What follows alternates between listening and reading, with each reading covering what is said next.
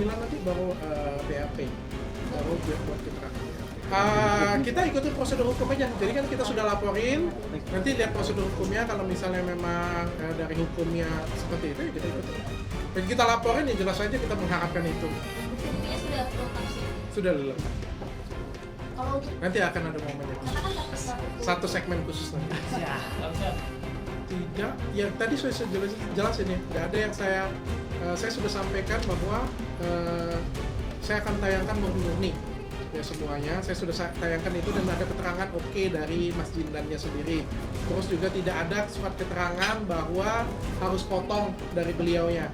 Sama ada satu lagi ya, katanya ada video tentang pembahasan dengan pesulap merah yang tidak tayang. Nggak ada.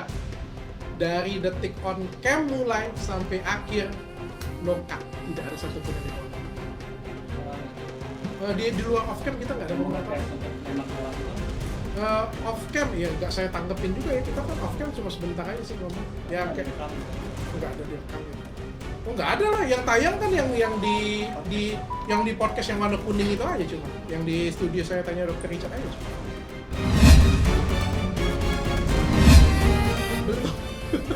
Somasinya online, makanya saya balesnya online.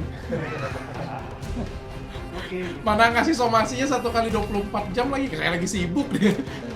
Enggak, saya nggak ada hard feeling. Kalau misalnya semua tamu podcast saya hard feeling kayak gitu punya, gawat mas. Semua tamu podcast bisa ributan dia. Kadang-kadang kan kita nggak ada yang tahu ya. Sama ini sama kayak Deddy Corbuzier, sama kayak Denny Sumargo, sama tuh Denny, sama tuh siapapun lah gitu. Saya pikir seperti itu. Apalagi saya itu memberikan ruang sebesar-besarnya untuk tamu podcast saya. Saya berusaha tidak mengagungkan mereka. Saya juga tidak berusaha merendahkan mereka. Saya memberikan ya silakan kalian berbicara di sini ya. Jadi selesai dari sana saya pikir sudah cukup. Ya saya nggak punya hard feeling ya. Kalau kata-kata mereka, gara-gara kata-kata mereka dibully ya itu urusan mereka. Tapi kalau mereka misalnya gara-gara kata-kata mereka dipuji, Lapor nggak? nggak lapor nggak dengan saya? Ustadz Dery, ustadz-ustadz yang lain, tapi namanya karyawan-karyawan yang lain dipuji di tempat saya. Terus saya nggak dilaporin. Masa giliran dia dibully, saya dilaporin. Nggak bisa adil. Ya masyarakat yang dinilai. Itu juga kan apa namanya benda pusaka. Gimana? Oh, nggak pusakanya tuh. Nggak dibawa di klinik. Soalnya kan penglaris klinik saya. Nanti kalau diambil klinik saya jadi sepi.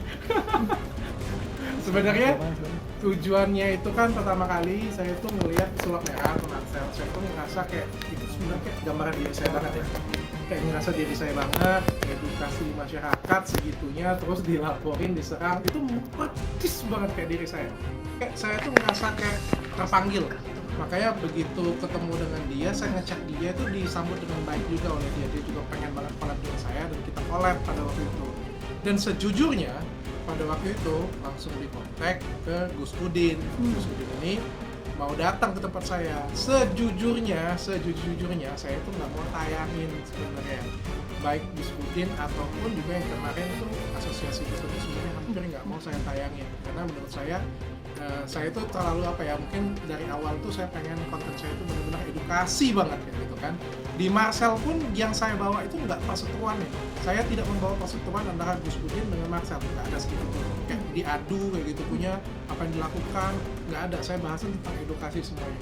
Tapi akhirnya saya putuskan untuk masukin Gus Udin ke dalamnya untuk pembelajaran untuk kita sama-sama. Nah, dan pada waktu itu saya sudah ambil posisi bahwa sebetulnya saya tidak percaya. Dari awal podcast pun saya sudah ngomong, dari awal saya tidak percaya, tapi saya memberikan waktu untuk Gus Udin untuk memberikan pembuktian kesaktian dia supaya saya jadi percaya. Tapi kan ternyata sampai akhir juga beliau tidak membuktikan apapun, malah ternyata menemukan suatu benda dan juga itu pun juga terciduk juga oleh kamera. Mungkin seperti itu. Tapi sebelum podcast itu terjadi, apakah sebelumnya ada pihak Gus Udin yang masuk ke dalam dulu? Kan kalau kata publik kan netizen, oh ditaruh dulu nih segala macam. Oh, kalau itu saya nggak tahu ya, detailnya saya nggak tahu. Tapi saya sempat telepon Bang Densu juga sama. Jadi begitu dia datang, dia mau ke toilet dulu. Sama kalau itu. Jadi dia datang ke tempat saya kan mau suzon. Dia ke toilet dulu, terus tempat duduk di tempat ditemukan. Oh, ada stafnya yang duduk di situ lama dan sampai detik akhir juga stafnya kan tertangkap kamera memberikan gestur ya seperti melihat ke tempat itu. Karena kemarin juga ngomongnya kayak gitu, tebal peluru gotri, tebal sih ujung-ujungnya ngeles juga. Saya menghilangkan ini ya, saya pikir saya pengen dewasa. Jadi satu, Gus Udin tidak punya salah dengan saya. Dia tidak punya salah apa-apa dengan saya. Jadi saya sebenarnya nggak mau cari masalah dengan orang. Tapi saya sebagai seorang dokter melihat ini, dia salah. Melakukan pengobatan abal-abal. Ya, banyak korban yang dirugikan. Saya pengen dewasa, saya nggak mau ribut-ributin dia. Waktu dia bilang dokter itu tuh pintar tidak beradab, tapi tidak beradab. Saya bisa loh ribut-ributin dia. Saya ributin dia, saya tuntut, saya UITE bisa loh. Tapi saya ngapain? Saya males. Yang saya buka apa? Saya kasih edukasi ke masyarakat. Saya datang Ustadz, nih Pak Ustadz, tolong nilai kata-kata dia, benar atau enggak. Saya datengin korban, benar nggak seperti ini punya. Saya datengin mantan santri dia. Saya datengin mantan kameramennya dia. Saya datengin Ustadz lagi, Rukiah yang benar bagaimana. Jadi saya kasih manfaatnya ke masyarakat. Masyarakat yang nilai. Kalau masyarakat tetap mau percaya dengan dia, silakan. Saya datangin Ustadz Faizar yang memang punya kemampuan baca-baca kitab perdukunan.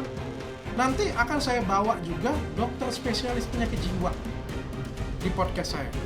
Supaya kita bisa nilai yang mana yang benar-benar sakit jiwa atau dukunnya yang sakit jiwa. Jadi kan karena saya tidak punya masalah dengan dia, maka saya cukup kasih edukasi ke masyarakat. Ini loh orang yang kalian percaya, ini loh orang yang selalu nemuin Kris. Apakah dia benar-benar sakti?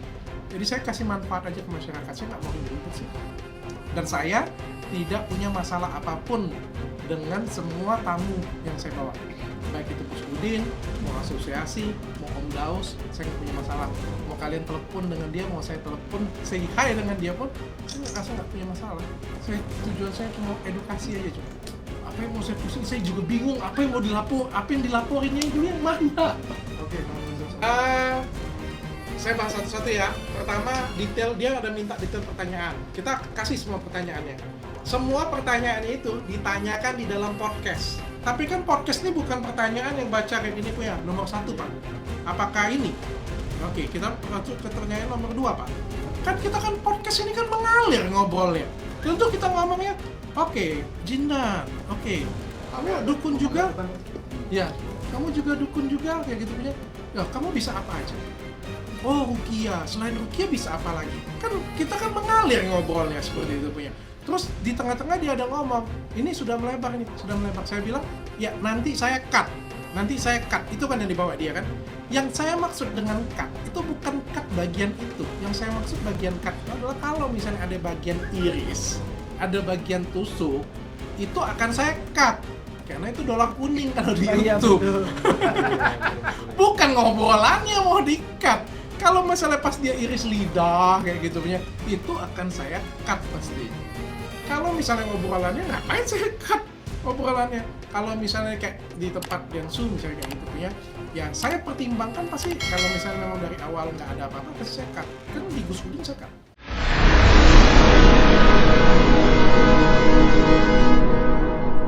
Jadi jangan lupa untuk subscribe Cumi Cumi.